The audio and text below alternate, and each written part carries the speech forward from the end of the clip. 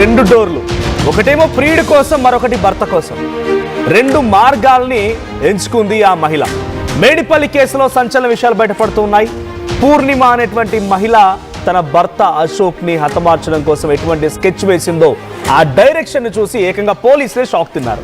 ఇక్కడ కనిపిస్తున్నటువంటి ఆ మహిళ ఈవిడే. సో పూర్ణిమ డైరెక్షన్ ని, తను రాసిన స్క్రిప్ట్ ని చూసి పోలీసులే షాక్ అయిపోయారు. అశోక్ దగ్గర అంటే తన భర్త దగ్గర 5 కోట్ల రూపాయల ఆస్తి ఉందట. డైరెక్ట్ గా తన ప్రియుడు మహేష్ తో లేచిపోతే ఈ ఆస్తి అంత తేడబోయింది మరి.